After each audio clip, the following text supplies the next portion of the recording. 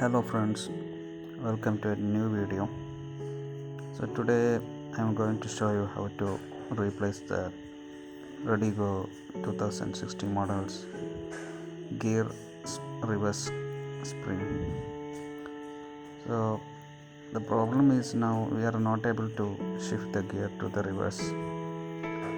Okay, so we need to replace the spring. So in order to do that, we need to first pull out the gear cap.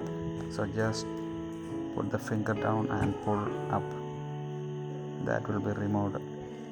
Okay, now you need to put the spring inside the gear. Okay, so this spring should be inside that gear to in order to work this properly. Put the cap on the gear and just do like this, so it will be fit. So now you are able to pull the lever up and now it's proper, so you will be able to shift the gear to the reverse gear. Okay, so this is how I fixed the problem in my Redi. So I think this will be very helpful for all the Redi